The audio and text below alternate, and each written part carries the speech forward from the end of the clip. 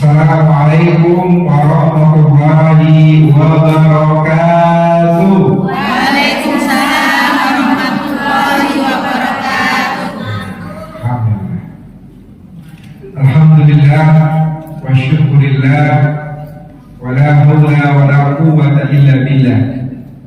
Asyhadu an la ilaha illallah wa asyhadu anna Muhammadan abduhu wa rasuluh. Allahumma shalli wa sallim ala nabiyyina Muhammad wa ala alihi wa sahbihi wa man tabi'ahum bi ihsan ila yaumiddin. Qala Allah ta'ala fi kitabil karim, a'udzu billahi minasy syaithanir rajim. Ya ayyuhalladzina amanu taqullaha wa tanzur nafsun ma qaddamat lighadin wattaqullaha innallaha khabirun bima ta'malun. Gimana kabar ibu semua? Sehat? Alhamdulillah. Ada yang sakit? Enggak ada. Alhamdulillah sehat ya. Mudah-mudahan yang sakit disembuhkan dari akar penyakitnya oleh Allah Subhanahu wa Ta'ala. Alhamdulillah, puji syukur kepada Allah Subhanahu wa Ta'ala, pada pagi hari ini kita masih diberi nikmat oleh Allah, nikmat iman, nikmat Islam. Ni'matani maqbulun fihima katsirun minan nas, as-sihhatu wal faragh.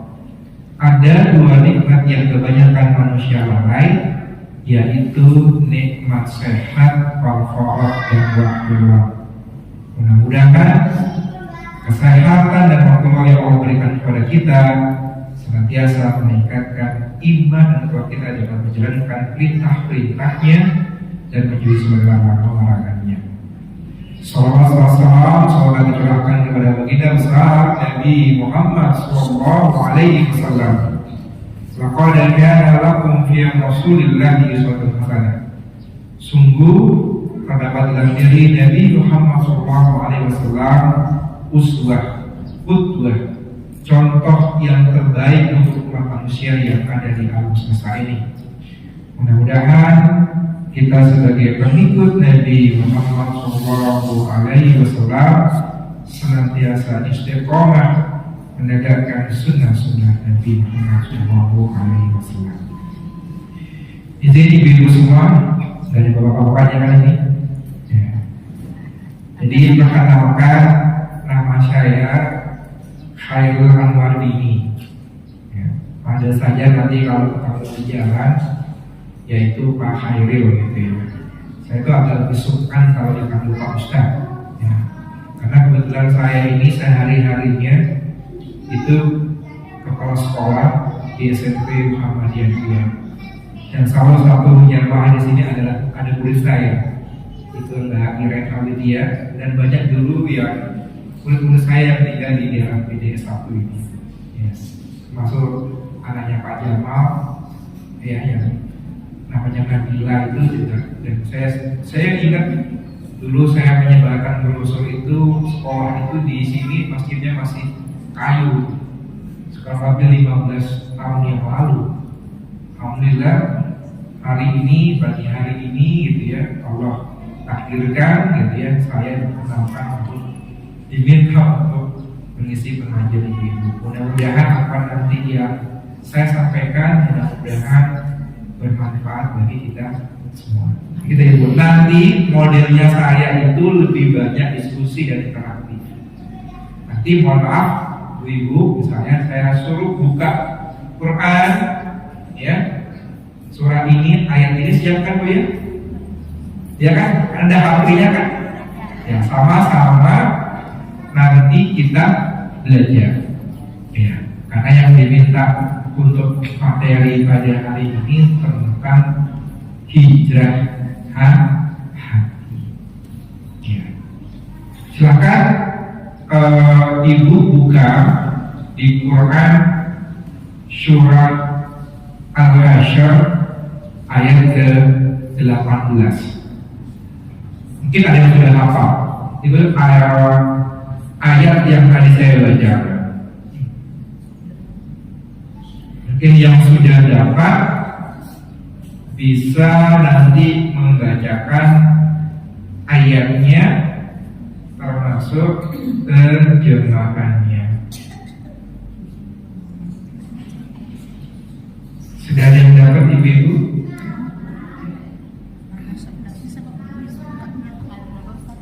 Ayat 18. Iya, surah Al-Hasyr.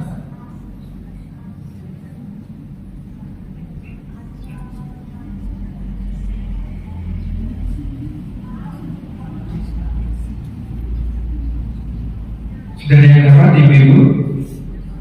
Ya, monggo ibu yang menjadi bisa membacakan ayatnya dan terjemahannya.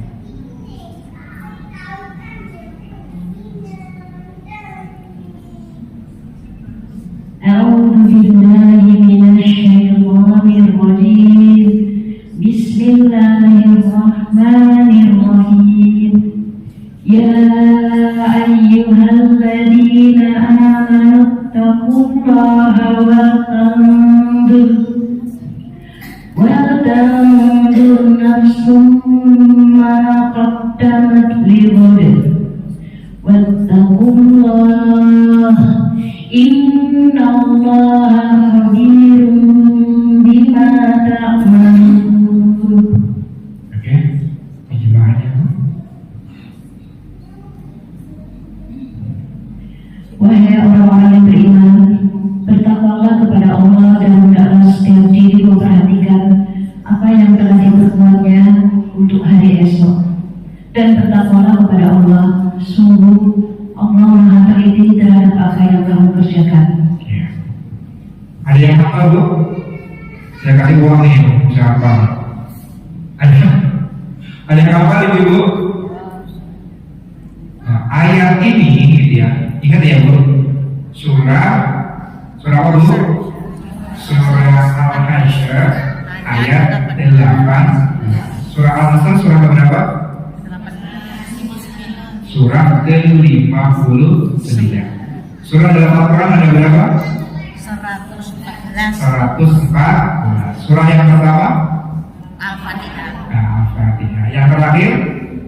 An-Nas. Nah, Wahyu yang pertama? Surah Al-Alaq ayat 1 sampai 5. Oke. Jadi surah Al-Hasyr ayat ke-18 ini sering disampaikan para ustadz, para mubalik itu biasanya berkaitan dengan pergantian tahun baru. Tahun baru Islam. Ya. Coba ibu lihat di situ. Ya ayyuhallazina amanu. Apa artinya bu? Sering kan dalam ayat Quran itu ada ya Yuhannas, ada ya ayyuhallazina amanu. Apa artinya? Wahai orang-orang yang beriman. Berarti Allah menyeru kepada siapa? Hanya kepada orang-orang yang beriman. Kalau ia ayuhan nafsu kepada manusia, mau beriman tidak beriman itu ya ayuhan nas. Tetapi kalau kata-kata bahasa Arabnya ya ayyuhalladzina amanu, yaitu wahai orang-orang yang beriman, apa itu kata ayat berikutnya? Ittaqullah. Apa artinya ittaqullah? Bertakwalah kamu kepada Allah. Apa pengertian takwa yang benar? Ibu sering tuh kita harus bertakwa. Apa arti dari takwa? Yang paling umum sering apa bu? Yang beriman. Sering nggak kata-kata takwa itu lebih sering didefinisikan menjalankan perintah Allah dan menjauhi segala larangan Allah. Bahkan ada yang mendefinisikan takwa itu adalah bentuk kehati-hatian. Hidup itu pasti selalu ada ujian. Ada nggak ibu-ibu yang kesini nggak pernah dapat ujian hidup? Ada. Pokoknya hidupnya bahagia terus dari pertama lahir sampai sekarang bahagia terus. Ada? Atau dari pertama lahir nangis terus? Ada nggak? Allah itu pergilirkan, pergantikan baik, bahagia dan senang seperti pergantian siang dan malam. Ya. Maka kan ada juga ayat itu kan. Contoh, apakah Allah hanya menciptakan siang saja? Apa Allah menciptakan malam saja? Meskipun ada di beberapa negara yang waktu malamnya hanya beberapa jam, waktu siangnya lebih panjang daripada waktu malam. Jadi bisa ketik di Google tuh negara-negara Skandinavia itu waktu. Jadi ada orang yang Indonesia berbuka puasa itu waktunya panjang. Kalau kita berapa jam? Kita kalau misalnya mulai dari sahur jam 5 ya, subuh gitu ya, sebelum sahur sampai kurang lebih kan jam 6 lewat, jam 15 kita waktu maju mundur, berapa jam kurang lebih? 11 sampai 12. Ada yang di negara itu yang buka puasa sampai 16-18 jam, bahkan dia hanya menikmati waktu malam itu 3 jam. Kita bersyukur berada di negara Indonesia. Ya. Itu pun saja banyak orang Muslim yang tidak puasa. Ya kan? Ya kan? Tadi ya ayyuhalladzina amanu taqullah. Lalu ada kalimat berikutnya, wal tanzur nafsum ma qaddamat lighad. Apa artinya itu? Dan perhatikanlah setiap diri itu. Ya. Apa yang diperhatikan? Yaitu mengevaluasi dirinya, bermuhasabah dirinya lighad, untuk hari esok. Para mufassir mengatakan hari esok itu adalah hari kiamat. Ya, kita juga bisa mengartikan untuk esok berikutnya. Tapi dari definisi ayat lighad itu, para mufassir itu mengatakan lighad untuk hari esok. Apa makna dari penggalan di sebagian ayat ini? Allah memerintahkan kepada kita untuk senantiasa bertakwa kepada Allah, dan setiap diri itu mengevaluasi muhasabah dirinya. Mohon maaf, siapa yang di sini umurnya 80 tahun ada? 70 tahun? Ibu 70 tahun luar biasa. Masih sehat ya Bu? Ya. Yang 60 tahun? Ada Ibu. Yang 60 Ibu ya? 50? Oh ada. 40? Ada. 30? Ada. 20? Di bawah 30 ada? 25 sampai 30? Ada ya? Loh.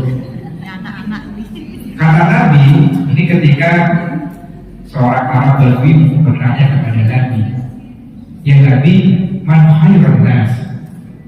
Siapa Nabi sebaik-baik manusia? Lalu kata Nabi, khairun nas man tala umruhu wa hasuna amaluhu. Sebaik-baik manusia itu adalah orang yang panjang umurnya dan baik amalnya atau banyak amalnya. Jadi kalau ibu yang sudah usia tadi 70 ya Bu, dia banyak baik amalnya, itu disebut dengan sebaik-baik manusia. Tapi bukan berarti kalau orang yang pendek umurnya masih masuk surga. Misalnya ada orang yang meninggal di usia sekolah, kan ada itu. Belum tentu apakah dia dinyatakan neraka karena dia bukan panjang umurnya, ya tidak. Tetapi kata Nabi, orang yang terbaik adalah orang yang umurnya panjang dan baik banyak amalnya, karena umurnya senantiasa diberi keberkahan. Ibu mau hidupnya berkah? Maka kalau misalnya ada teman kita, saudara kita, pasangan kita, ya, ketika dia ulang tahun, apa yang kita ucapkan? Selamat ulang tahun, happy birthday, nyanyikan. Halo, Barakallahu fikum. Apa artinya Bu? Semoga Allah memberikan keberkahan umur. Jadi setiap tahun ini yang kita dapatkan, setiap tahun kita bertambah umurnya, itu kan senantiasa jatah umur kita berkurang. Jadi ketika ibu sudah 70 itu sudah siap-siap ibaratnya. Ya. Sudah dikasih. Bukan berarti yang umur 20-30 aman-aman saja, tidak ada yang tahu. Maka dalam surah Al-Quran Allah mengatakan wa ma tadri nafsin bi ayyi ardin tamut.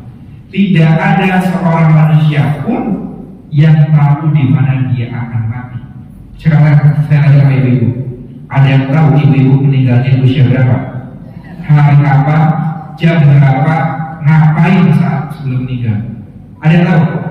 Gak ada yang tahu, meskipun ibu kumpulkan banyak profesor ahli-ahli tentang manusia misalnya, ekonomi manusia, bagian tubuh manusia misalnya. Gak ada yang tahu, karena itu hanya rahasia. Ya, maka setiap tahun, apalagi kita kemarin merayakan tahun baru Islam yang berapa Bu? 1448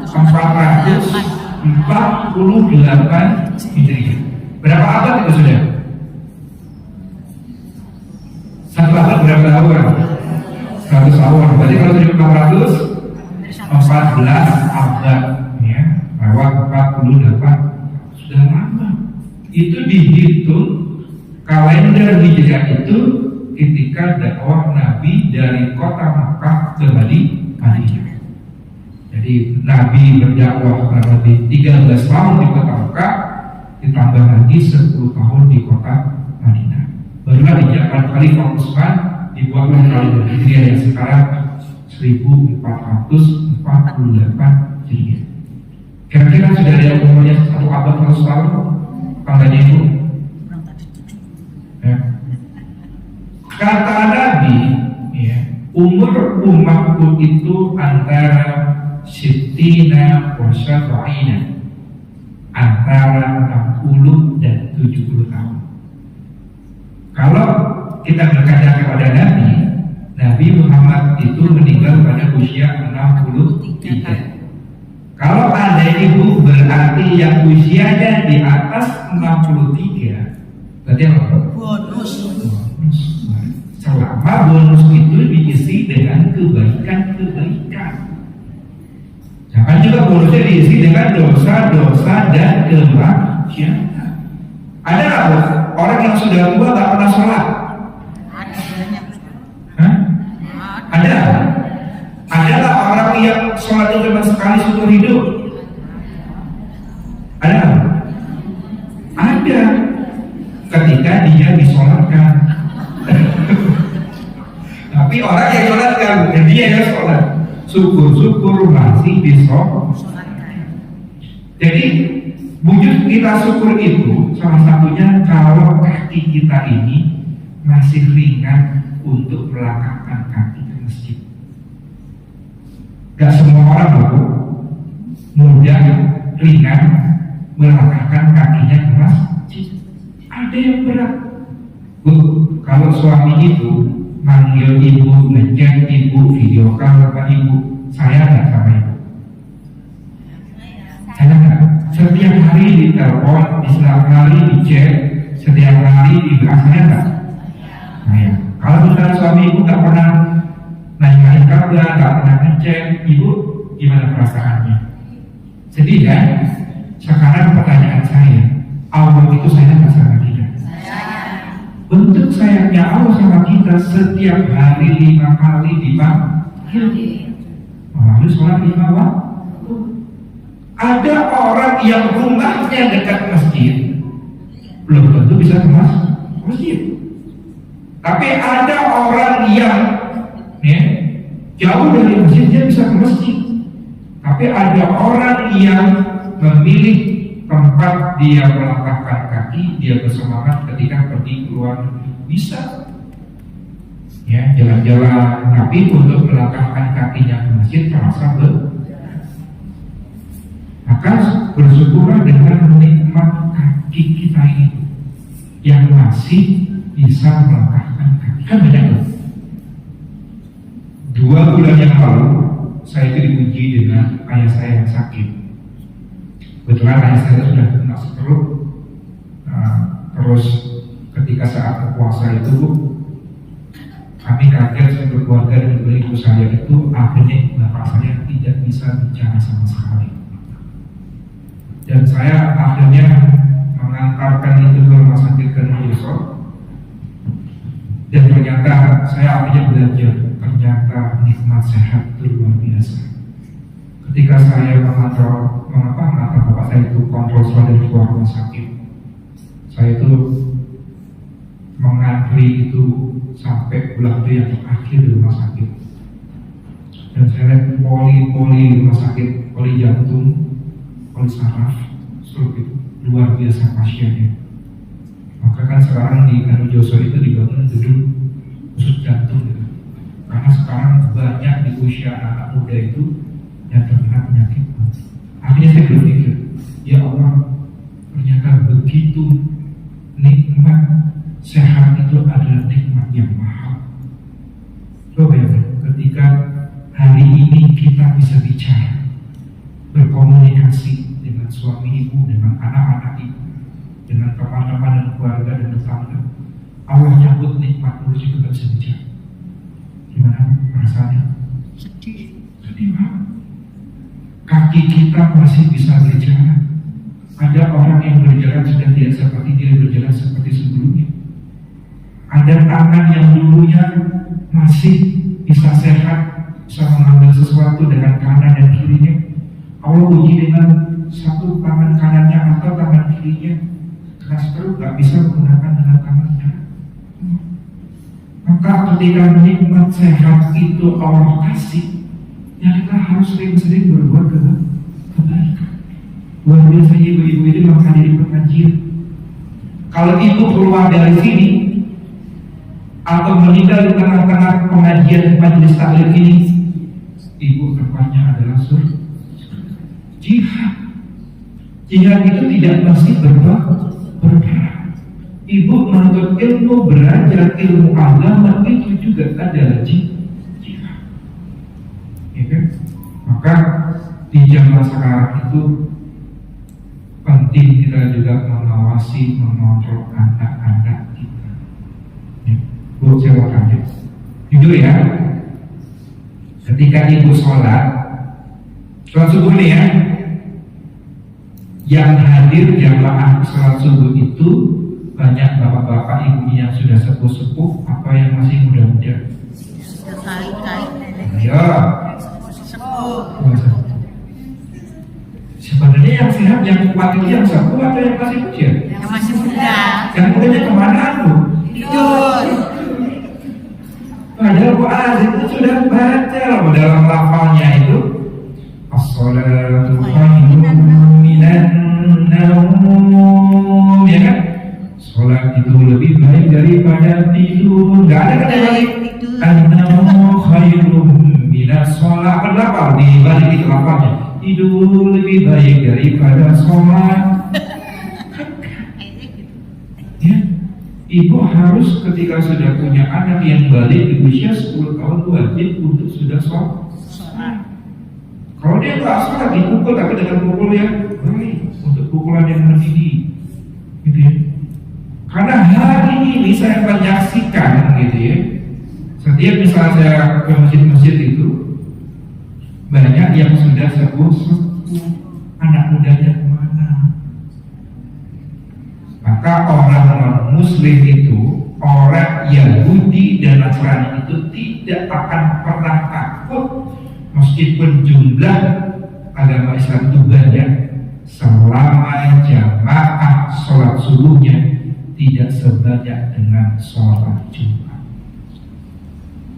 Kira-kira sholat subuh sama sholat Jumat jamaahnya banyak mana? Sholat Jumat. Banyak juga. Padahal pahala sholat lima waktu itu yang paling banyak adalah sholat subuh. Coba lihat ya.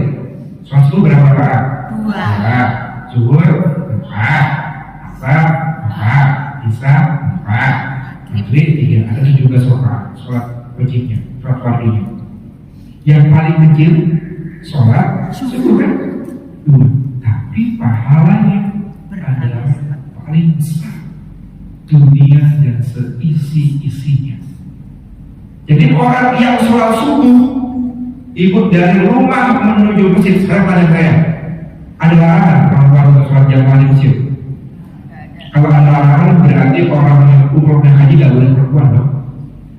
Hanya khusus laki. Sekarang ada larangan seorang perempuan, ibu-ibu ini tidak boleh umroh dan haji. Banyak kan? Nggak ada larangan kecuali memang niatnya untuk beribadah sholat, gitu, ya kan? Pahalanya dunia dan isi-isi. Orang yang paling kaya di dunia ini, mobil Gates, mau Microsoft misalnya, ya kan? Terus misalnya Mark Zuckerberg ketemu Facebook, ya, itu masih kalah sama orang yang sholat subuh, dunia dan isi-isi. Jadi ibu itu pergi keluar rumah itu jihad, karena tidak semua orang itu, saya bilang tadi, mudah, kakinya ringan untuk sholat subuh di masjid. Mau jadi sama saya enggak? Ada jadi ibu besok subuh penuhin masjid-masjid yang ada di tempatnya ibu itu. Mau tahu? Ibu pernah ke Jogokarian? Pernah dengar? Pernah dengar namanya Masjid Jogokarian? Masjid di Jogja. Betul, saya itu 10 tahun di Jogja, 6 tahun di Pondok, 4 tahun kuliah di Jogja. Itu Masjid Jogokarian itu, kalau ibu pergi ke sana, masjidnya kurang lebih seperti ini, nggak besar-besar banget. Kalau sudah mau sholat subuh, itu jamaahnya penuh. Kalau buka puasa, sholat maghribnya bergantian.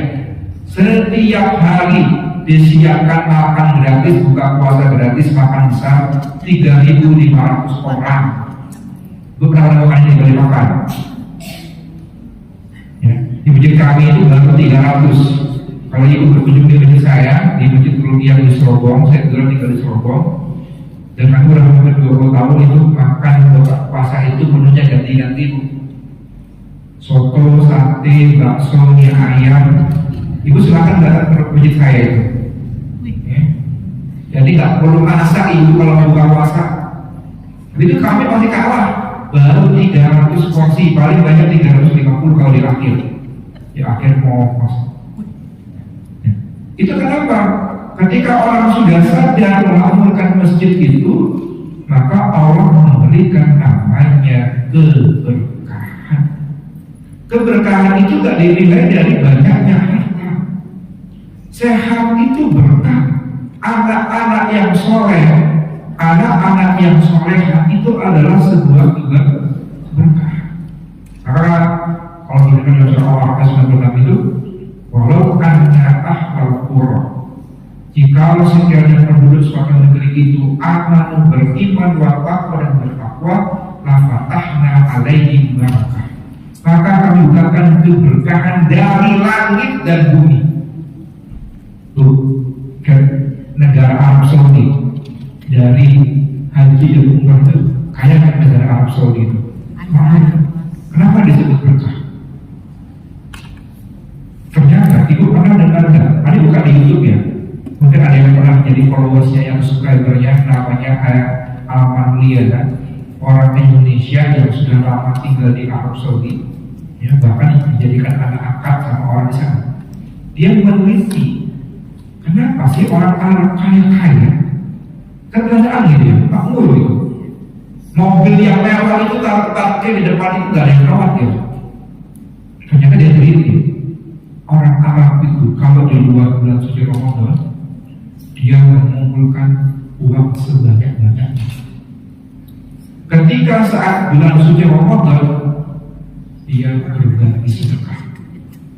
Maka tidak heran kalau ibu ada yang umroh saat Ramadan, masuk Masjidil Haram, masuk Masjid Nabawi, orang berlomba-lomba berbagi makan, mau sedekah, mau roti, mau gandum, mau susu, segala macam, berlomba-lomba. dia habiskan untuk bulan suci Ramadan. Dan itu artinya menimbulkan keberkahan. Gitu. Selama kita suka berbagi, gitu ya. Pernah kan?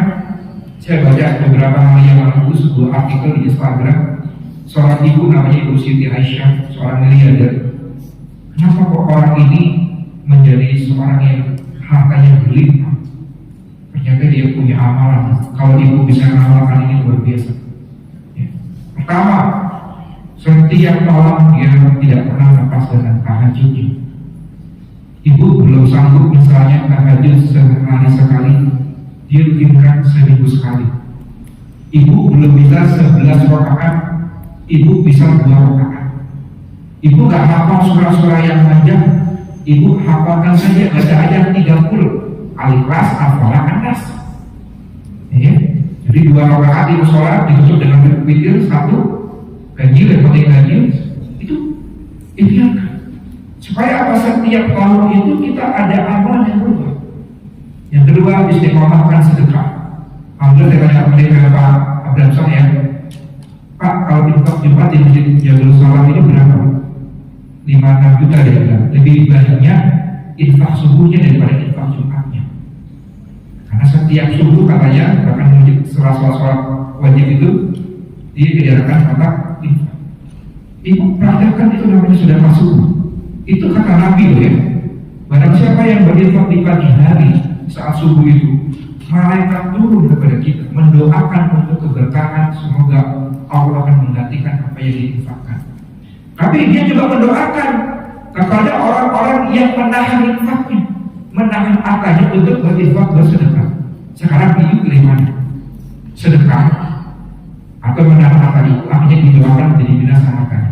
Pasti itu pilihan sudah berapapun jumlah nominalnya. Ikhtiarkan dulu. Setiap hari misalnya, ibu punya uang 1.000, 2.000, sholat subuh, masukin di kotak infak. Kalau 2.000 ibu istiqomah setiap hari, berarti 1 bulan 60.000. Ya nggak? Nah, jadi kita cukup bisa lebih dari sana. Tapi kan itu hitungan mati-matikan dulu dunia. Tetapi ingat, syaitan itu selalu menggoda manusia. Asy-syaitanu ya'idukumul faqr. Ibu ketika mau infak digoda. Nanti kalau aku infak, aku berkurang. Saya mau beli sayur, saya mau beli jajan, saya punya uang 10.000 nih, saya infak 5.000, berkurang. Nah, goda-goda kita terus. Tapi kalau ibu udah istiqomahkan, udah niatkan, insya Allah akan ganti lebih dari apa yang infak. Amalan ketiga, biasakan itu puasa Senin Kamis. Sudah ibu istiqomahkan, yang belum biasa puasa Senin Kamis, puasa. Kita seminggu itu ada berapa hari? 7 hari. 7 hari, masa kita nggak mau berpuasa cuma 2 hari, Senin dan Kamis. Kemarin ada puasa Ashura di 9 Muharram. Ini juga di 10 Asyura, 10 Muharram. Istiqomahkan. Kalau sudah berhasil berjalan dengan baik istiqomah, ibu sampai bisa puasa dan hasilnya ketika dari Ibu Siti Aisyah ini apa? Suka berbagi kepada orang. Dia tidak menahan hartanya ketika ada orang yang membutuhkan. Dan saya pelajari, dan saya juga mau mengamalkan ini. Dia berdoanya begini, ya Allah, berikanlah keberkahan kepadaku seperti Engkau memberikan keberkahan kepada Nabi Yusuf. Ya Allah, berikanlah aku kekayaan sebagaimana Engkau memberikan kekayaan kepada Utsman bin Affan. Yang mana kekayaan itu dia berbagi kepada orang. Nah, berkaitan dengan hijrah ini, dengan hijrah hati, ya, termasuk adalah bagaimana itu tidak ada rasa dengki kepada orang. Itu akan menghambat rezeki. Ibu pernah gak kiri sama orang? Misalnya tetangga beli sesuatu baru, ibu iri. Jangan sampai. Harusnya ketika orang itu mendapatkan nikmat, apa yang dikatakan Bu? Doakan. Jangan malah digosipkan.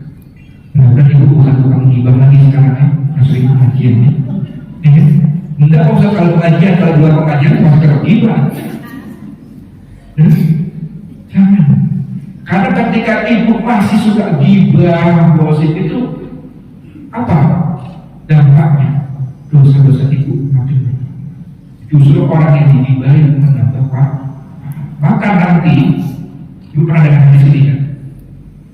Ada yang disebut dengan dalam hadis yang panjang itu namanya al-muflis, orang yang bangkrut di hari kiamat. Siapa orang yang bangkrut itu kata Nabi?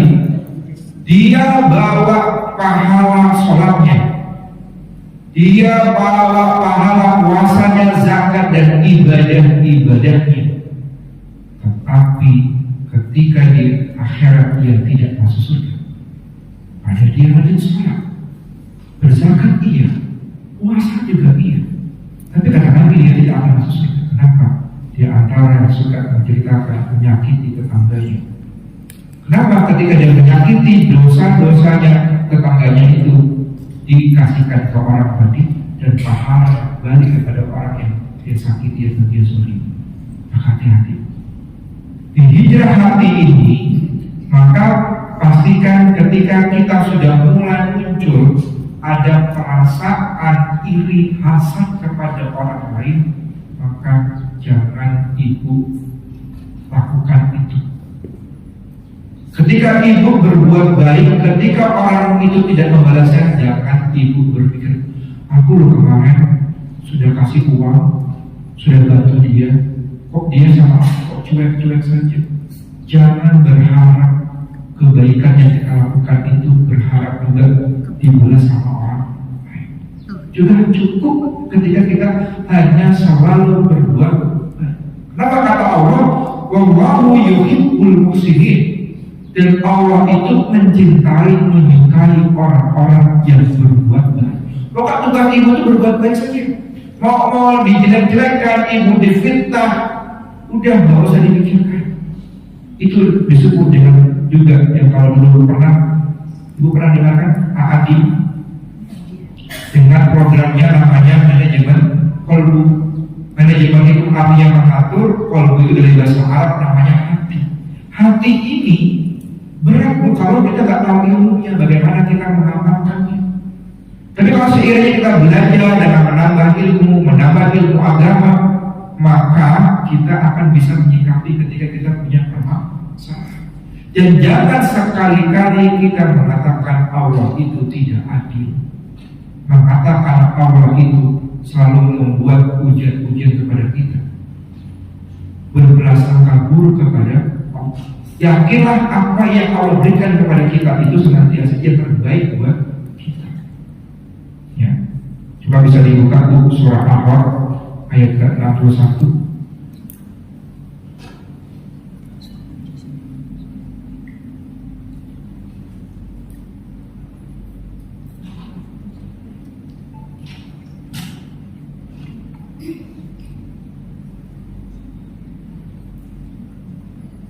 Ada yang dapat tuh?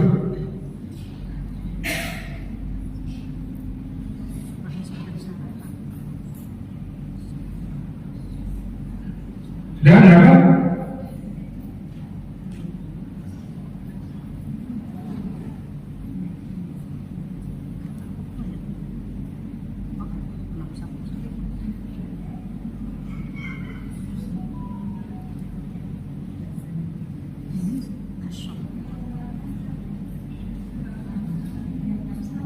Ya, sudah. Oke. Ibu pernah dengar ayat ini kan? Kalau masih sudah dapat? Ayat 61 surah Al-A'raf.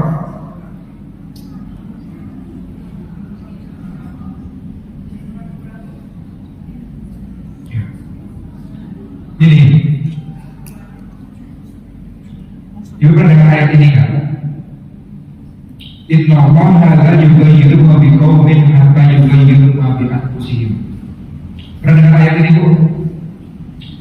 Inna Allah, sesungguhnya Allah la yughayyiru ma biqaumin, tidak akan merubah suatu kaum sehingga kaum itu merubah dirinya sendiri. Sekarang pertanyaan saya, ibu malas atau rajin itu karena Allah atau karena kita sendiri? Coba tanya Bu, ibu jadi rajin atau malas itu karena Allah yang telah menakdirkan kita ingin rajin atau malas, atau itu karena kita sendiri? Kita sendiri ya. Allah memberikan ada yang miskin, ada yang kaya. Apakah ketika orang yang miskin itu disebut dengan takdir? Orang miskin itu disebut, sudah ini Pak Ustaz, takdirnya saya miskin. Apakah orang yang miskin itu nggak bisa dirubah? Maka dalam ayat ini, Inna Allah tidak akan merubah kau sehingga kau itu berubah diri sendiri. Itu berarti ada tindakan kehendak manusia asal dia mau merubah dirinya sendiri. Ibu mau rajin atau mau malas itu belajar dari ibu kan? Dia kan? Ibu mau pintar, ibu mau cerdas, itu kan atas usaha kita sendiri. Gak kalau cuma menakdirkan kamu ya udah begini aja, enggak. Artinya kita mau merubah. Di momen Hijriah, di tahun baru Islam itu, pastikan kita selalu berharap setiap tahun itu ada perubahan. Apa bu? Barang siapa yang hari ini lebih baik daripada hari kemarin, maka dia disebut dengan orang yang beruntung. Kalau hari ini tahun ini lebih sama dengan tahun kemarin, disebut dengan orang yang rugi. Karena kalau hari ini atau tahun ini lebih buruk, maka dia disebut dengan orang yang dicelakakan oleh Allah Subhanahu wa Ta'ala. Ibu pilih mana? Mau berkata baik? Atau berkata bersama saja? Ibu kan kalau ikut majelis ilmu ini, majelis taklim, harapannya menambah banyak ilmu. Tetapi kan tidak hanya sekedar ilmu pengetahuan, tetapi yang paling penting adalah pelan-pelan Bu. Ibu udah biasa sholat sunnah kan ya? Misalnya sholat zuhur, ibu bisa membiasakan sholat sunnah qobliyah, ya, mau 2 atau 4. Habis pada zuhur, tambah zuhur udah dibiasakan dulu. Ya, udah ya. Terus misalnya sholat maghrib, ya, bagian maghrib, bagian isya, qobliyah subuh, yang nggak ada kan? Ba'da subuh dan ba'da asar. Jadi nggak boleh juga, Pak Ustaz, saya kan banyak pahala. Jadi saya habis asar sholat sunnah, saya habis subuh juga sholat sunnah. Tapi kan nggak diajarkan Nabi. Bisa nggak gitu? Nggak bisa. Harus sesuai dengan syariat. Sholat isya 4, ibu tambah sholat isya jadi 6, boleh. Sholat isya 2, ibu tambah jadi 4, boleh nggak? Nggak boleh. Ya kan?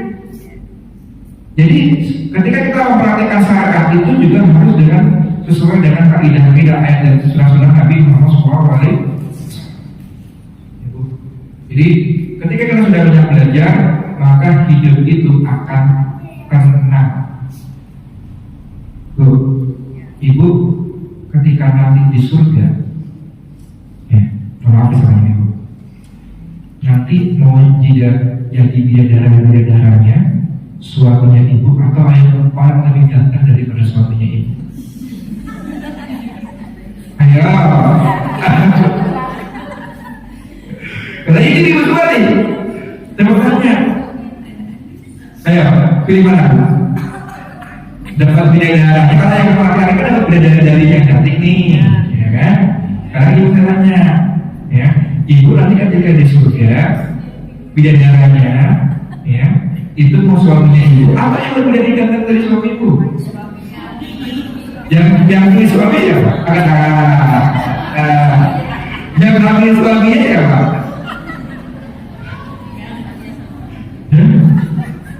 Ya, maka visi misinya ibu dalam rumah tangga itu supaya nanti kita bertemu lagi di surganya Allah.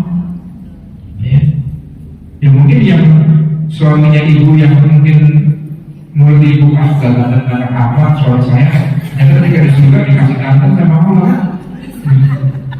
Ya, iya. Selalu pikirannya kan apalagi ibu di ibu itu kan saya perhatikan kan mobil drakor, drama Korea, drama Cina, ya kan? Kalau suaminya nggak ngecek, nggak ada info, kan suaminya nggak peka, gitu kan? Ya gitu kan. Jadi yang diikuti itu yang kayak gitu loh, gitu. Ya, artinya kita berdoa. Termasuk ibu kan hafal nih ya. Apa kayaknya bu? Tasawuf akhir doanya begini. Allahumma inni a'udzubika min azabi jahannam. Apa itu tadi kalau berikutnya? Apa kan? Allahumma inni a'udzubika min azabi jahannam. Terus apa? Wa min azabil qabr, wa min fitnatil mahya wal mamati, wa min syarri fitnatil masiihid dajjal. Sekarang saya bertanya, ibu mau ketemu dengan dajjal? Mau? Kata Nabi, orang yang bertemu dengan dajjal itu adalah seburuk-buruknya manusia. Berarti kalau ibu mau ketemu dajjal, ibu udah siap tinggal hari ini. Sekarang saya tanya, ibu dikasih uang 1 miliar, tapi meninggal hari ini. Oh. Ayo. Mau lah. Kasih mati. Tak nikmati. Tinggal dicobain kan ini. Ya. Kalau saya dikasih pertanyaan itu pasti gak ada yang mau sih ibu dikasih uang yang enggak. Kenapa sih bu kita nggak mau mati hari ini? Alasannya apa? Ibu kasih ya karena masih banyak dosa atau apa? Enggak bisa kalian takut yang jagain suami atau anak-anaknya ibu atau nggak bisa ketemu dengan cucu-cucunya ibu? Apa? Hah? Pasti banyak. Nah, sedekah itu juga salah satunya manfaatnya meredakan kemurkaan Allah. Pernah nggak ibu naik motor atau naik mobil kendaraan? Hari itu harusnya takutnya ibu kecelakaan, tapi ibu sudah membiasakan infak sedekah, gitu. Tapi ibu nggak akan kecelakaan. Itu pernah nggak ibu merasakan begitu? Misalnya ibu naik motor ngantuk gitu, sekejap, ya, tiba-tiba kita datang gitu. Pernah nggak begitu? Pernah ya. Kenapa? Tapi Allah masih menyelamatkan kita. Dan hari itu saja Allah menakdirkan kita kecelakaan. Tapi dengan sedekah itu kan menolak musibah. Maka jangan menjadi orang yang pelit dengan harta, apalagi urusan ibadah sedekah kepada Allah. Nggak minta semuanya.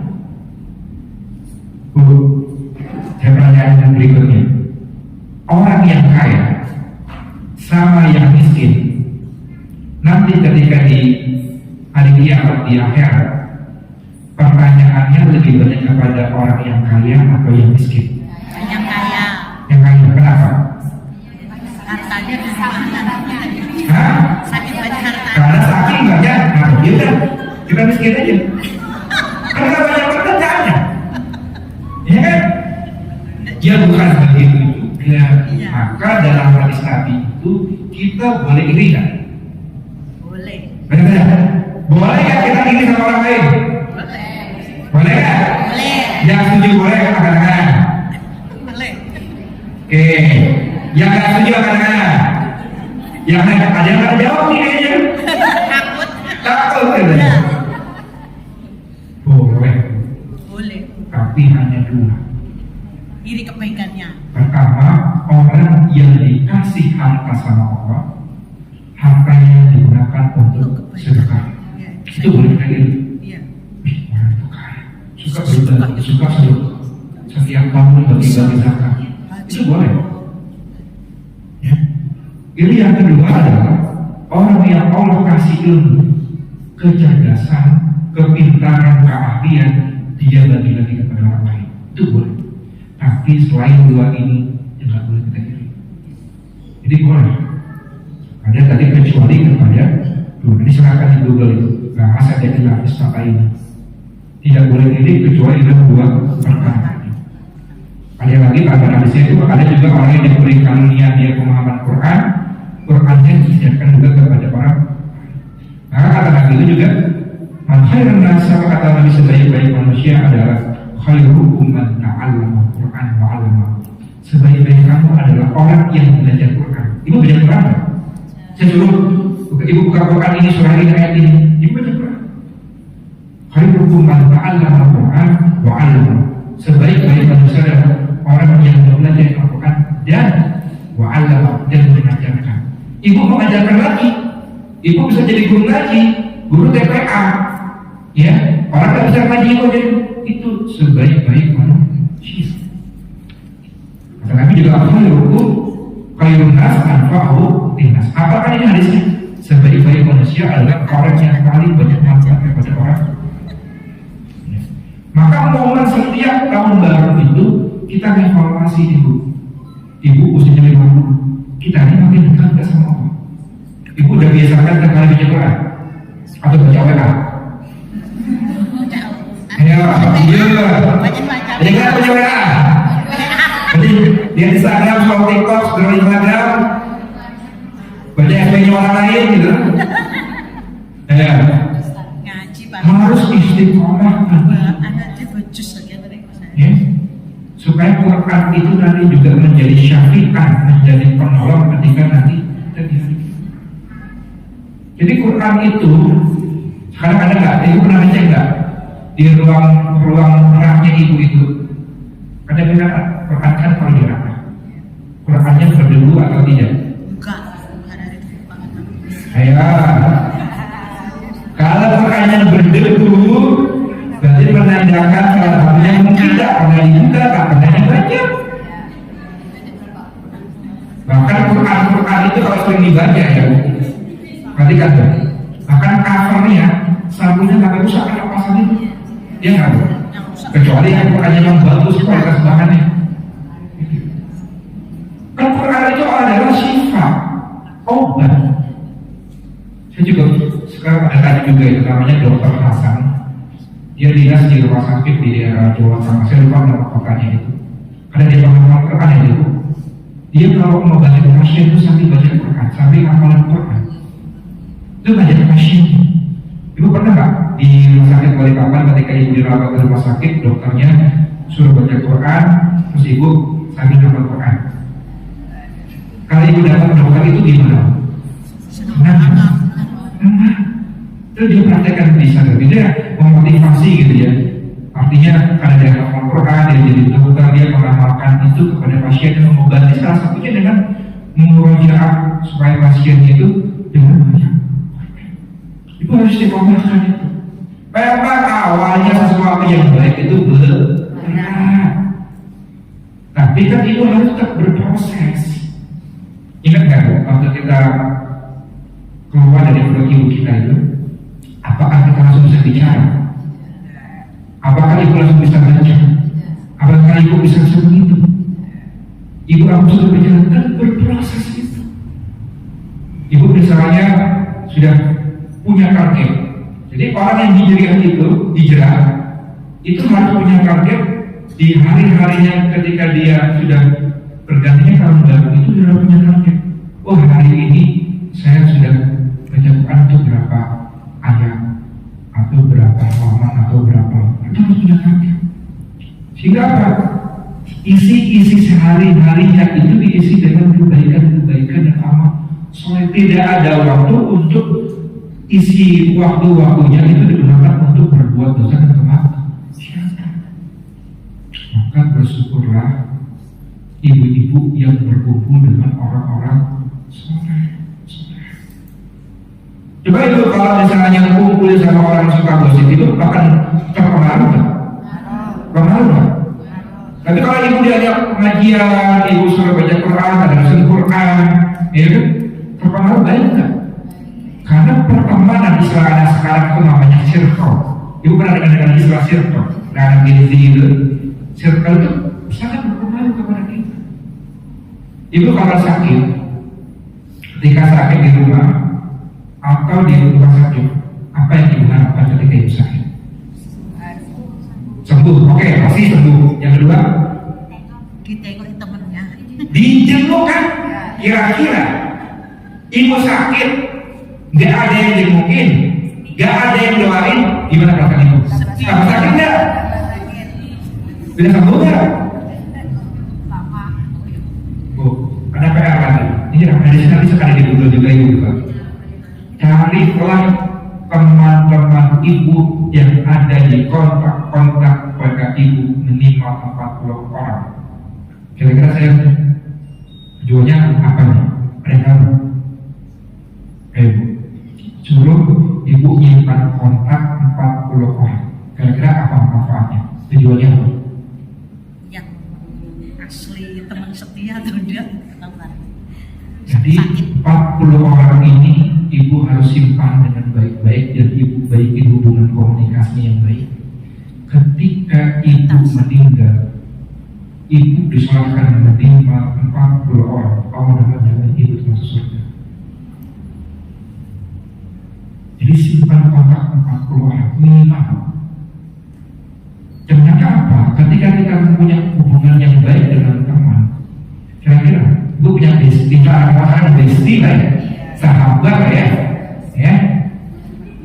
Kira-kira sahabat ibu ketika bestie ibu sakit, ibu nggak dikasih, nggak ada apa namanya, nggak ada rasa pedulinya, dia nggak mungkin ibu nggak doain ibu, gimana rasanya yang bestie sahabat ibu? Sedih kan? Ya. Ternyata kita ini perlu juga berkomunikasi, ya, berteman dengan kepada orang-orang yang baik tadi supaya kita itu juga didoakan. Ya kan Bu? Di sini ada tradisi ini kan, kalau di masjid kami itu kalau ada yang sakit jamaahnya, itu biasanya di rumah sakit itu, kita nanti bicara maghrib. Saya sering itu kan kebetulan kalau perawatnya di rumah sakit Pertamina, kebetulan masjid kami ini kan rumah makan itu dekat rumah sakit Pertamina, SPB atau Bayangkara. Jadi kalau misalnya ada jamaah yang sakit, kami itu biasanya habis maghrib bapak-bapak dan ibu-ibunya itu datang ke rumah sakit. Kita jenguk rombongan gitu. Mungkin orang-orang rumah sakit nanya apa orang-orang kampung mau rumah sakit ya. Tapi kita doain di situ. Dan akhirnya apa? Ketika kita datangin, kita doain, kan orang-orang itu kan semangat pasti untuk sembuh. Dan ingat, salah satu penyakit itu juga kebanyakan stres. Pikiran, ibu stres nggak hari ini? Stres nggak mikirin suaminya ibu? Enggak ya? Nggak salah lagi. Saya nggak bisa. Makanya, Tidak kan? maka istilahnya BPJS. Apa panjangnya? Ingat-ingat dulu ya, BPJS. Bebaskan pikiran, jangan stres. Stres itu salah satu sumber penyakit. Selain dari pola makan, ya. Jadi jangan orang menjadi orang baperan. Ibu ada nggak yang baperan? Ini musibin aku ini jelekin, baper, bawa sakit hati, nangis sedih, ngadu sama suaminya, abah di malam ada sedih lagi, stres lagi, ya kan? Kita ini punya Allah. Seberat-berat masalah kita harus sering ngadu kepada Allah. Paling terbaik kita ngadunya di jam-jam saat jam 3, jam 4 ketika kita tahajud. Nanti di situ. Mintalah sama Allah di situ. Minta. Coba ya, apa yang tadi saya sampaikan, ibu amalkan ya, pelan-pelan aja, pelan-pelan. Pasti nanti akan ibu baru menikmati namanya ibadah. Kalau ibu sudah menikmati sholat di masjid 5 waktu, subuh, zuhur, asar, maghrib, isya, sekali ibu nggak sholat di masjid gelisah, berarti ibu udah merasakan nikmatnya beribadah. Saya hari ini nggak sedekah, saya hari ini nggak berbuat baik kepada orang lain, saya sedih, saya gelisah, berarti ibu sudah benar-benar mencintai Allah. Allah sudah memberikan kecintaannya kepada kita. Benar nggak perkataan itu? Jadi kalau nggak sholat itu gelisah, sholat. Ada aja yang pada hati kita itu. Saya hari ini belum baca Quran, gelisah, sedih gitu. Sampai kalau sampai pada titik itu Allah sudah mencintai kita. Bukti Allah mencintai kita itu apa? kita itu selalu dekat sama Allah. Quran itu bagaimana cara kita berkomunikasi dengan Allah. Sholat itu menjaga komunikasi kita kepada Allah. Gimana Allah mau sayang kalau kita nggak mau juga menjalankan perintah-perintah Allah. Itu ya, pelan-pelan ya Bu. Pelan-pelan, insya Allah bisa. Karena itu orang sehat atau sakit? Sehat kan? Sudah, kaki kita, tangan kita ini digunakan untuk berbuat baik sama Allah. Apalagi kalau bukan itu, ya kan? Ada orang yang mengejek kita, gitu ya, menghina kita, meremehkan kita, merendahkan kita, memfitnah kita, nggak usah dipikirin. Yang penting kita berbuat baik. Itu berat. Sekarang pertanyaan lagi. Paling berat minta maaf atau memaafkan? Maafkan. Paling berat mana? Meminta maaf atau memaafkan? Maafkan yang sulit. Hah? Ada yang mengatakan minta maaf lebih sulit, lebih berat, ya kan? Ada yang mengatakan maaf jadi lebih bergantung. Tapi kalau ibu sudah bisa mempraktekkan meminta maaf dan memaafkan sebelum orang itu meminta maaf pada kita, sudah sih. Karena tidak semua orang bisa memaafkan, apalagi kalau kesalahannya sangat Fatal. maka di situ ada disebut namanya penyakit. Maka di momen hijrah tahun baru itu mengubah hati kita, tidak hanya setelah kita berpindah tempat dari yang buruk ke tempat yang baik, mengubah kita hati yang buruk menjadi hati yang baik, yang lalai menjadi taat, yang malas menjadi rajin. Itu esensi momentum ketika pergantian tahun baru Islam. Islam ya Bu, banyak-banyak juga berdoa. Doa usilatul mu'min. Doa itu senjatanya orang-orang beriman. Jangan menjadi orang yang sombong, nggak pernah mau berdoa. Mau ustaz, mau kiai, apakah tak ada dosanya? Semua anak ada dosa. Kullu bani Adam khata'. Setiap bani Adam itu adalah suka melakukan kesalahan. Wa khairul khata'in at-tawwabin. Sesungguhnya orang yang memiliki kesalahan itu adalah sebaik-baiknya orang yang bertaubat. Jadi di momen ini tahun baru ini, mari kita sama-sama menatah hati, belajar pelan-pelan ya, pelan-pelan. Ibu tahajud, Pak Ustaz saya belum bisa 2 aja, apa? 2 sholat tidur 2 rakaat, habis itu berdoa, enggak mau, mintalah semua apa yang ibu minta. Ya. Saya belum bisa melakukan infak sedekah subuh, mulai besok ibu sudah menyisihkan uang-uang itu. Ya. Ibu belum biasa puasa Senin Kamis, ibu coba belajar untuk puasa Senin Kamis. Allah sudah kasih 7 hari dalam seminggu. Allah cuma minta 2 hari. Ya. Jadi, ternyata ketika banyak penelitian juga kan, orang yang suka puasa itu kan juga semakin kesehatannya semakin bagus. Ya, gak perlu dia, udah mengajarkan puasa tadi seperti itu. Mungkin kalau ada yang mau didiskusikan, mau ditanyakan, ini sampai ada 25 menit ya, jam 11 ya. Kalau ada yang mau tanyakan, disaringkan silakan. Yang pasti kita sama-sama belajar. Saya juga belajar, ibu juga belajar. Yang penting ada perubahan kepada arah yang lebih baik, namanya hijrah. Ya, hati yang tadi lalai, hati yang suka sakit, sekarang kita hati yang suka menerima, ya apapun yang terjadi pada diri kita dan mintalah selalu kepada Allah Subhanahu wa Ta'ala. Mungkin kalau ada yang mau didiskusikan, ditanyakan, silakan. Silakan ibu jika ada yang bertanya. Kalau ada yang bertanya, saya sambung ayat. Silakan Bu. Iya, silakan. Waalaikumsalam warahmatullahi wabarakatuh. Ya.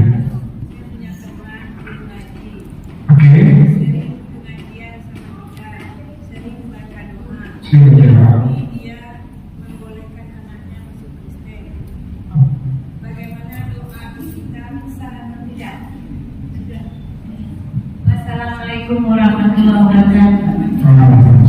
Saya lagi ya mendengarkan pertanyaan. Jadi ibu punya doa, mamanya ibu guru ngaji, betul ya. Terus anaknya membiarkan anaknya masuk Kristen, gitu ya. Dan saya sudah berdoa, gitu. Dan sudah Doanya ke kita sampai tidak. Doanya siapa itu? ibunya seperti Doa guru itu kan suka berdoa dia guru ngaji sampai tidak. Kira-kira apa tahu? Kalau doanya ibu meskipun anaknya dengan muslim itu tetap diterima, kecuali ibunya berubah karena muslim. Tapi seharusnya ketika ini yang saya bilang beberapa hari yang lalu itu kan kami juga kedatangan ada ibu pernah naik kajian yang kemarin di beberapa masjid di Balikpapan, ada namanya Kodoni. Itu seorang mu'alaf orang Chinese gitu ya, yang dulu memang dia aktivis gereja, akhirnya dia mu'alaf. Jadi kalau setiap isi kajian itu di beberapa masjid kemarin dia keliling safari dia mau diberitakan, dia bawa bibel yang dulu dia baca. Itu juga betul ini, ya. Ini yang punya Protestan, ini yang punya Katolik, ini punya Ortodok. Dia bilang ini, bibel itu saya tanya, Bu, surah dalam Al-Quran ini ada berapa? 114. Pertanyaan saya, surah dalam Al-Quran di negara Turki sama nggak jumlahnya? Sama di Amerika sama di Prancis sama di Jepang. Nah, ketika dia meneliti itu dari versi Bible ya ucapannya, kalau kita dulu kan istilahnya Injil ya, dia mengatakan di Bible itu surah dalam Bible itu tidak sama nih jumlah surahnya, beda kan? Sama kita mau dimanapun saja, saya tanya aja, surah kita menggunakan bahasa Arab, Allah Akbar, terus kita ubah Allah Maha Besar. Jadi bahasa Arabnya kita ganti dengan bahasa Indonesia, boleh nggak? Ya. Boleh nggak? Terus Bismillahirrahmanirrahim kita ganti ya dengan menyebut nama Allah yang Maha Pengasih lagi Penyayang, segala puji bagi Allah dan Tuhan semesta alam yang Maha Pengasih lagi Penyayang. Boleh kita ganti seperti itu? Ya. Kenapa nggak boleh? Kenapa nggak boleh? Karena ibadah Allah, ibadah zakat, puasa, haji, ya, yang inti-inti dalam agama itu sudah ada tata caranya. Ketika diadakan oleh Nabi, dan kita tak boleh mengadakan apa yang di luar ajaran Nabi. Tak boleh kita ubah azan, ibu rubah bahasa Indonesia, yang di Inggris menggunakan dengan bahasa Inggris, di Jawa dirubah dengan azannya dengan bahasa Jawa, di Bugis dengan bahasa Bugis, di Banjar dengan bahasa Banjar. Bisa begitu? Ya. Bisa. Yang ada kan tetap bahasa Arab meskipun ada terjemahannya. Ada yang menggunakan terjemahan Indonesia, kalau negara Indonesia. Kalau di Inggris otomatis kan terjemahannya ada menggunakan bahasa Inggris. Kalau di Jerman menggunakan bahasa Jerman, di China dengan bahasa Mandarin. Mengikuti bahasa setempat. Tapi kan bahasa yang kita baca adalah. Tapi tadi pertanyaan ibu dok akan tetap sama. Maka hati-hati ya. Ketika mendidik anak itu yang paling penting itu adalah akidah. Dulu yang saya pelajari, betulan saya dulu sempat di SMA itu di pondok itu ditugaskan di kampung daerah Kaliurang itu di Jogja dekat Gunung Merapi. Di situ banyak dulu bagaimana orang-orang Kristenisasi itu menjalankan misionaris untuk merubah orang Islam menjadi Kristen. Yang saya heran di sana itu kalau mengundang orang untuk sholat Jumat itu harus pakai surat seperti ketika ibu mengundang acara pernikahan. Jadi mengajak orang untuk sholat Jumat itu pakai surat. Ada namanya sudah panggilan acara itu kan adalah sudah panggilan untuk sholat. Apalagi dulu orang-orang di sana itu kan banyak orang-orang yang secara ekonomi tidak mampu. Disitulah para pendeta, para pastor, misionaris itu bagaimana mereka yang miskin-miskin itu dikasih mie, kasih makanan, kasih sembako, disekolahkan. Akhirnya pelan-pelan akhirnya berubah agamanya dari Islam ke Kristen. Ada juga modelnya yang dia pelajari, dia memacari laki-lakinya Kristen, dia memacari si perempuan ini Islam, akhirnya dihamili. Nih hamil kan otomatis sudah mau nggak mau, ketika dia menikah dia harus mengikuti agama si laki-laki tadi. Itu cara-caranya mereka. Dulu zaman-zaman, mudah-mudahan sekarang tidak ya. Dulu tuh cara model-modelnya begitu. Tapi lebih banyak dulu model-modelnya adalah tadi dengan ekonomi. Ya. Artinya hati-hati berhubungan dengan masalah akidah. Ya. Bisa jadi ya. Ada juga orang yang sudah pondok bertahun-tahun gitu dikuliahkan, disekolahkan, akhirnya jadi pendeta juga ada. Ya. Jadi ada namanya, kalau cek di YouTube itu namanya pendeta Saifuddin. Itu dulu pakar agama, dapat beasiswa kuliah, akhirnya sekarang jadi pendeta dan sekarang tinggal di Amerika. Ya. Maka kondisi akidah ini penting, ya. Jangan sampai apalagi ibunya guru ngaji, anaknya berubah jadi beda agama. Tapi ini bisa diujian. Jangankan itu, Nabi itu kan anaknya taat nggak? Ya. Nggak kan? Atau anaknya Nabi, istrinya Nabi Lut. Ya. Ya kan tidak ada Al-Quran. Tapi ada yang suaminya kejam, mengaku dirinya Tuhan, tapi istrinya solehah, yaitu istrinya Firaun. Maka kita sebagai orang terdekatnya itu, apalagi orang tuanya, mudah-mudahan ketika dia berpindah agama itu selalu mendoakan. Ya, mudah-mudahan namanya manusia ini suka dibolak-balikkan hati manusia. Maka ada amalan juga. Biasakan kalau kami itu biasanya di konseling kami itu di masjid di saat-saat sujud terakhir, ya. Silakan ada beberapa pendapat, tapi saya mencoba mengamalkannya. Ketika di sujud terakhir itu saya agak panjangkan sujudnya. Ada beberapa amalan yang kita baca. Ya mukallibal qulub, wahai Allah yang membolak-balikkan hati manusia. Sabbir qalbi ala dini, ya Allah kuatkan hatiku atas agamamu, supaya kita ini istiqomah. Karena bisa jadi hari ini kita baik, belum tentu besok kita jadi baik.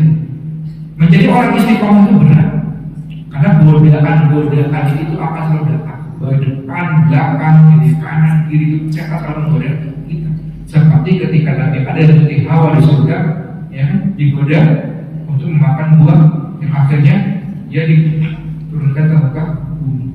Itu Nabi, apalagi ujiannya berbagai macam itu pasti akan ada ujian. Setiap manusia itu akan ada ujian. Bagaimana kita tinggal menyikapi ujian-ujian kita. Begitu ya, doanya tetap sah. Yang tadi kita berdoa semoga dia kembali kepada agamanya. Seperti itu. Ada lagi? Ada lagi Ibu? Katanya? Ada Bu? Nggak ada? Kalau ada yang tanya. Malu-malu kayaknya ibu ini. Ada Bu? Cukup berarti kalau nggak ada yang menanyakan. Sebelum nanti saya masuk ke kesimpulan, ada Bu? Oh nggak ada ya. Jadi kesimpulan apa yang kita pelajari hari ini, bahwasanya pembentukan tahun baru Islam atau Hijriah itu apa? Merubah diri kita menjadi pribadi yang lebih baik. Yang bisa menggunakan ibu sendiri. Kita sebagai orang, ustaz, ya, itu hanya mengingatkan. Tetapi pada prinsipnya yang menjalankan itu adalah ibu sendiri. Yang pasti kita berharap setiap hari itu ada kebaikan-kebaikan, ada yang lebih baik daripada hari-hari sebelumnya. Yang suka ngomelin suami, pelan-pelan sekarang ngomongnya jangan tiap hari. Masih ada yang suka ngomel-ngomel suaminya? Masih saya sih. Pulang kerja, dia ngomelin lagi, suaminya udah capek-capek. Ya. Ada yang menarik. Ketika sahabat ini penasaran, kepo ya.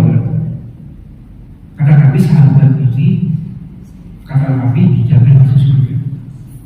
Terus sahabat yang satunya ini ingin tahu sih gimana amalan yang dilakukan sampai Nabi itu menjamin anak sahabatnya ini masuk surga. Apa yang dilakukan? Yang ingat 3 hari di rumahnya orang yang dijamin kata Nabi masuk surga. Di hari pertama ketika dia perhatikan ibadahnya biasa saja, dia nggak tahajud, dibiasa sebagai orang.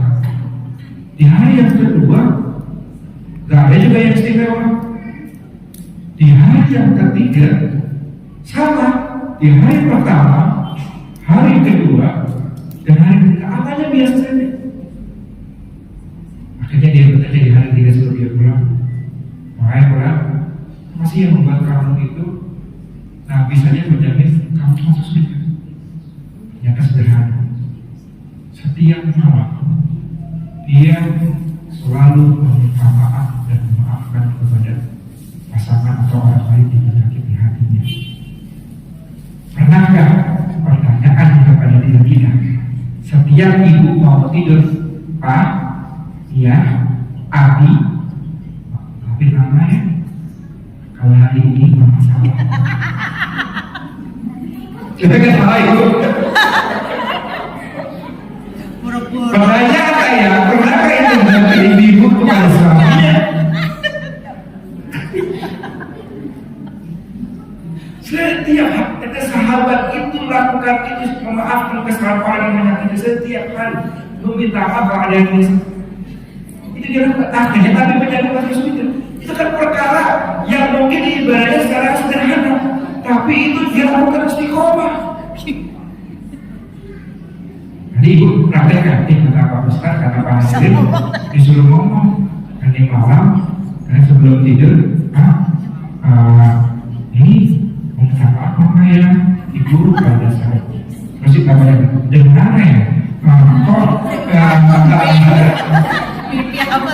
biar itu ibu minta maaf, kaget kami ya kan, kalau berkata saya itu. Tapi kalau ibu lakukan itu, jadi setiap hari itu kita itu gak ada rasa gerutu lagi, nyakiti suami kita, ya mau salah gak salah ya kita minta maaf. Terus akhirnya suaminya balik Ibda, baik deh gitu kan, baik ibu, saya maafkan duluan kalau tiap hari gitu. Itu pasangan baik menjadi nanti rumah mengenai surga. Tapi gak bisa. Ringan ya ngomongnya. Jadi prakteknya berat ya. Prakteknya berat ya, gitu ya. Jadi coba aja. Sekali aja coba. Malam nanti ibu mau tidur, dia sama suaminya. Masih kaget ini. Kaget kan nanti. Apa ini?